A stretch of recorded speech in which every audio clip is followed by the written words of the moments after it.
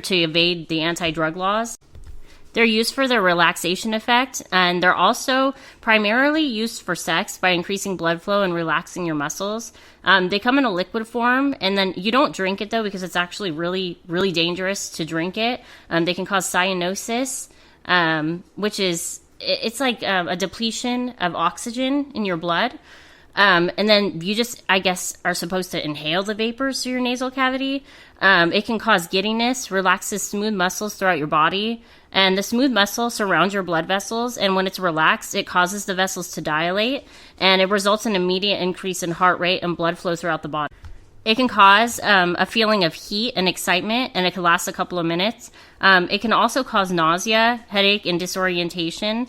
There are also reports of temporary and permanent loss of vision after using poppers, which is crazy. Rashes around the nose and the mouth. And over time, if you use it for a long time, it can cause red blood cell damage, poor immune system functioning, damage to your heart, liver, kidney, and lungs.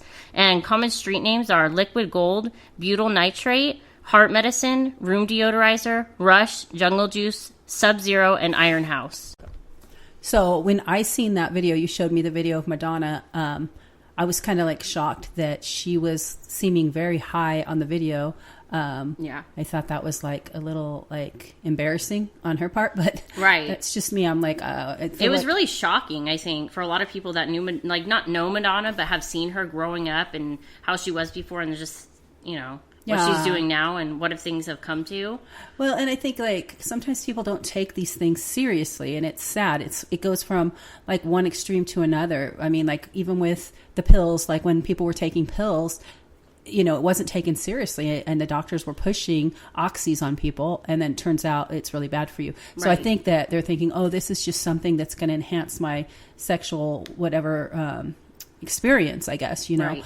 But it was created in the 1960s, and it was used by, and it is still used sometimes, but, you know, rarely ever for, I think it's heart conditions. They pop it, and it, or the, what is it, blood pressure. That's why they call it poppets or poppers? Yeah, because they used to pop them. There's like in a pill form, and pop it and inhale it. And then so that would it was used their, as a medicine. It would lower their blood pressure. It lowers the blood pressure. So exactly. I would assume that somebody like me who already has low heart rate, low blood pressure, it would be really bad. Like you could pass out. Oh yeah. I mean, this all sounds horrible. And then liquid gold, I thought was like a form of cleaner or something like that. So that's a familiar name. You know, and jungle juice I've heard of in the past too.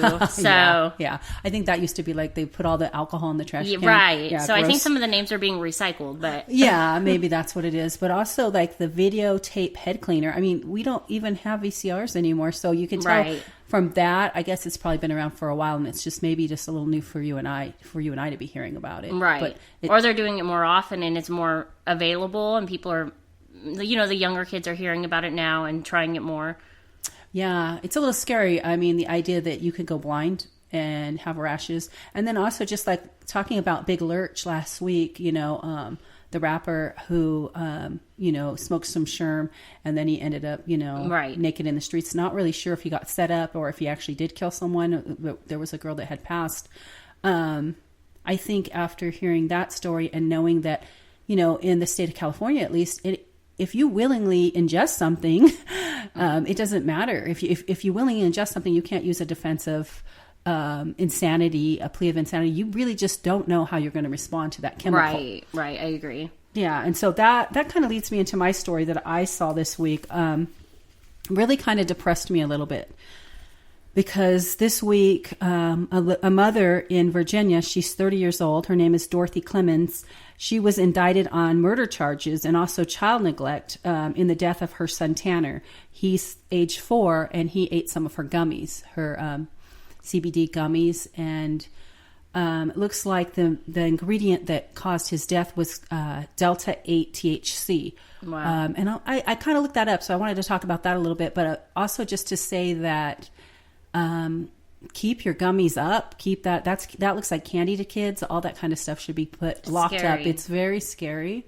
And I think that a lot of people don't realize that this can happen. You know, I posted this story on my Facebook hoping that people would see it. Right. You know, and realize like that this is a dangerous substance because people don't take it serious because it's legal and they don't realize. But it takes 2 hours for the effects of the gummies to kick in. Right. And I guess she called poison control, and they told her, "Oh, don't worry, he'll be fine."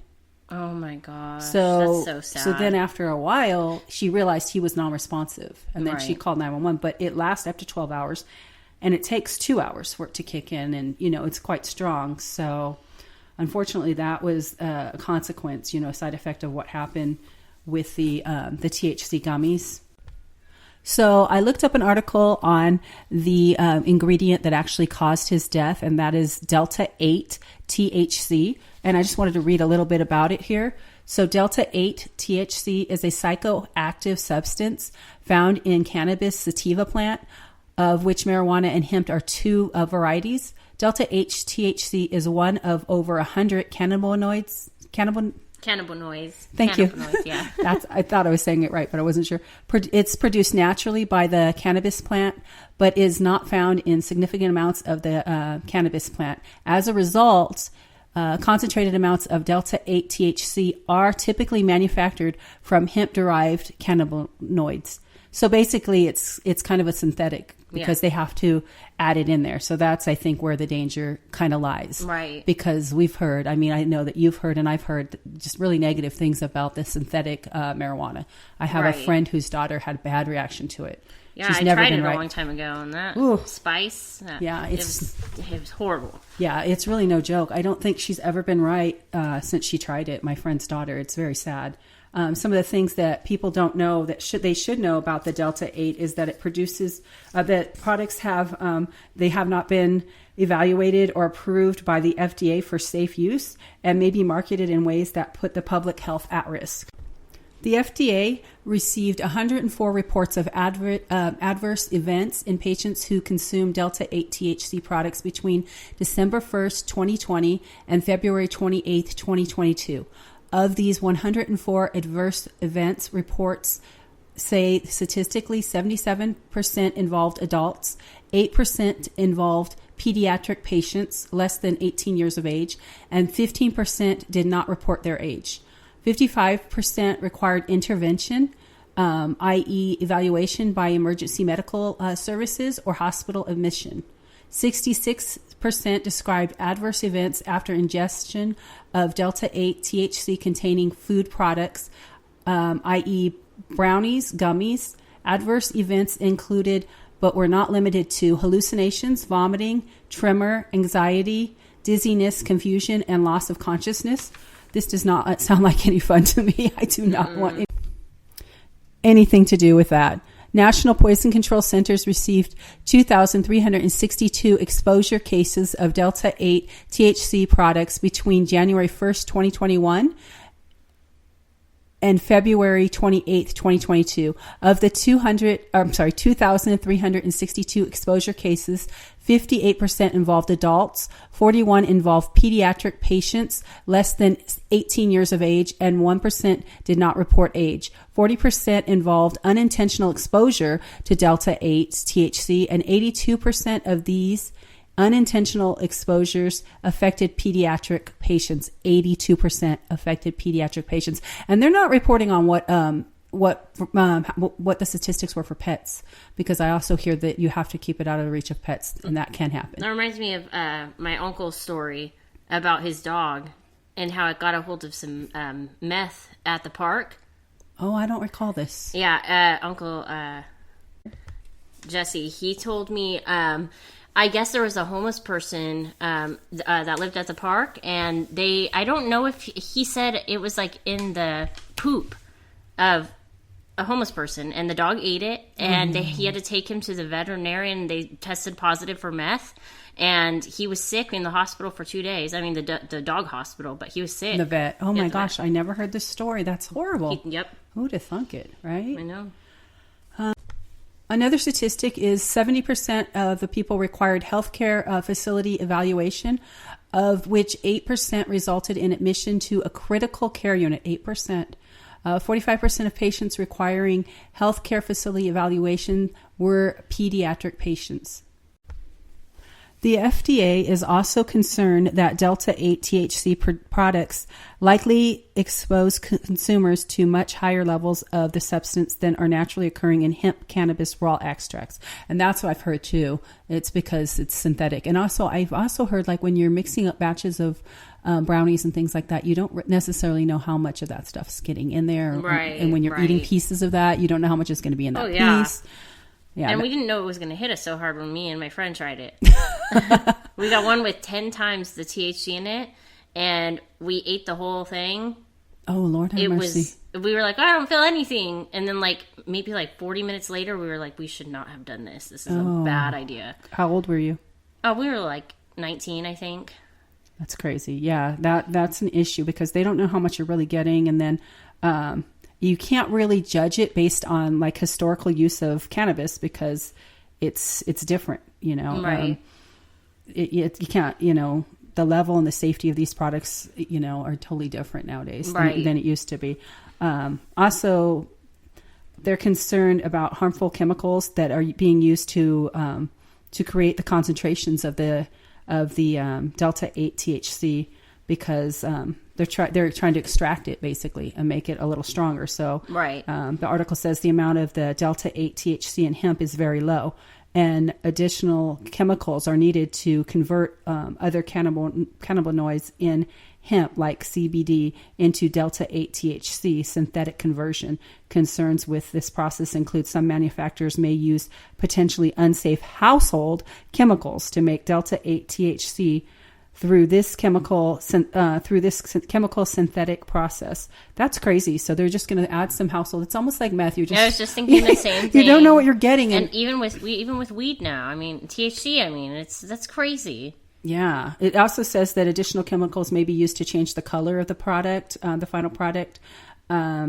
And Delta-8 product may have potential harmful byproduct contaminants due to the chemicals used in the process. And there is uncertainty with respect to other potential contaminants that may be present or produced depending on the composition of the starting raw material. If consumed or inhaled, these chemicals, including some used to make synthetic Delta THC and the byproducts created during